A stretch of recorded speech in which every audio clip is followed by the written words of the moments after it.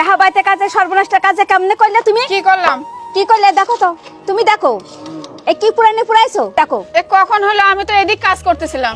এই যে তোমাদের রান্না করতে দিই, তুমি রান্নার কোনো দায়িত্ব জানো না, কোনো কিছু জানো না। তুমি রান্নার কাজ সারিয়ে আসে তারপর তুমি বাইরের কাজ করবা। এই যে মালিক আসে এখন কি খাবে, তার শেষে গামজাম বাদালে তোমার ছেলেরই দোষ হবে। ওইটা তো অনেক পানি ছিল, আমি দিয়ে তো একদম উঠানটা ঝাড়ু দিতে আসলাম। আমি তো খেয়াল কেমনে অনেক পানি ছিল তো। তুমি যে একটা কাজ দায়িত্ব, সেই দায়িত্বের কাজ তুমি জানো না, খালি হাবাইতে লক্ষণের কাজ করো তুমি।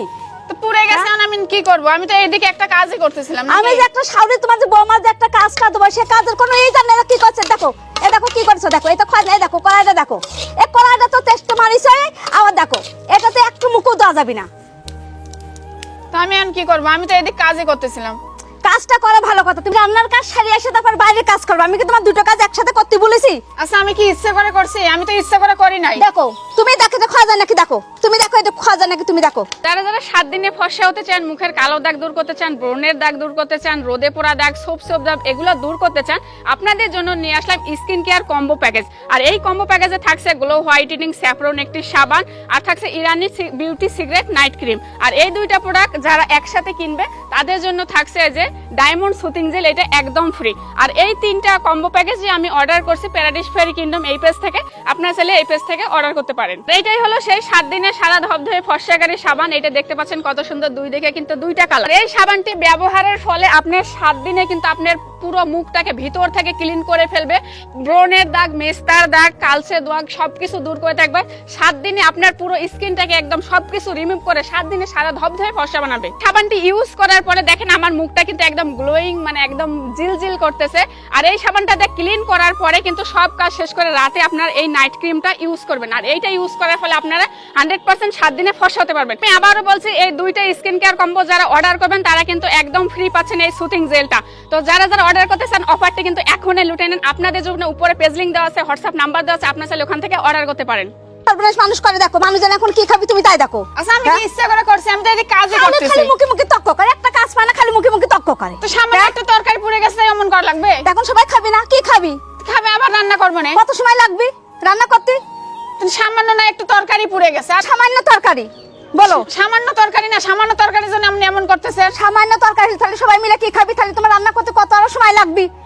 তো আমি এখন কি করবো? এখন যেটা হয়ে গেছে তো হয়ে গেছে, এজন্য কথা বলে বিয়াদব খালি মুখে মুখে তক্ক করে নাকি? এটা তো তরকারি, সামান্য পুড়ে গেছে আবার রান্না করবো না, বিয়াদবের এমন করা লাগে? বিয়াদবের মতো খালি মুখে মুখে তক্ক করে। অন্যায় করবি, ভুল স্বীকার করবি না। আমার আম্মু আমার অন্যায় হয়ে গেছে কিবার এরকম হবে রে, অন্য অন্যায় ভুল স্বীকার করবি না, খালি বিয়াদবের মতো তক্ক করে মুখে মুখে। আজব তো, আমি তো বলতেছি বারবার যে আমি ইচ্ছা করে করি নাই। আমি পানি ছিল, আমি এদিকে আসলাম, ঝাড়ু দিতে গেছি, এখন এটা হয়ে গেছে। আমি তো বলছি তোমার দুটো কাজ আমি একসাথে করতে বলি, আগে রান্নার কাজ সারবা তো বাইরে কাজ করবা।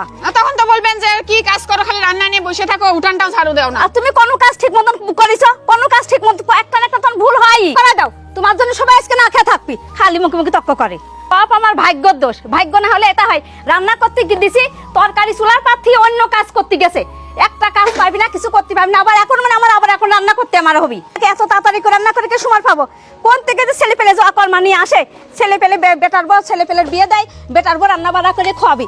আর আমার এখন বুড়োকাল, আমার এখন সব কাজ করে আমার এখন রান্না বাড়া করে খাওয়াতে হবে। এত তাড়াতাড়ি করে কি রান্না করে কি সম্ভব হবে না? আমার এখন 6টা মানুষের রান্না আমি এখন কিভাবে করবো? এখন দুপুর 2টা বাজে। আম্মু ওঠেন, আমি রান্না করতেছি। আসলে আমার ভুলে গেছে, আমি বুঝতে পারি না। আমি তো ভাবলাম আমার তরকারিতে পানি আছে, একটু কাজটা করি।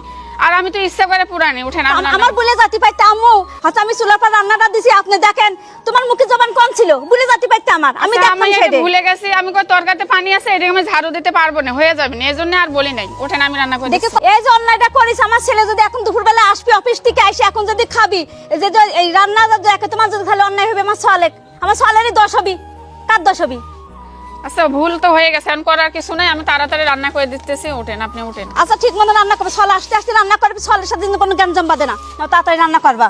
বাজবে না, আমি তাড়াতাড়ি রান্না করতেছি। যান, দরকার তরকারি রান্না করবা, তরকারি যেন না পারে, তরকার পাঁচ দিনে মন থাকে, মন যেন অন্য জায়গায় না যায়। আমি টিনা ডাকতেছি। টিনা, কি আম্মু? তোমার ভাই চলে আসবি নি, ভাগ্যান জামা তোর ভাবি তরকারি পোড়া ফেলেছে, তোর ভাবির সাথে যা একটু রান্না করো, কত গুছা দাও, যাও হাতে হাতে যাও। আচ্ছা আমি যে কাপড়গুলো আগে যাও, এখন তোর ভাই চলে আসবে, সবাই গ্যাঞ্জাম বাধা দিবেন ভাই আসে, এখন তোর ভাই দোষ হবে নি, যাও।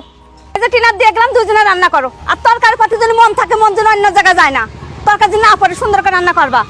আমি রুমে গেলাম।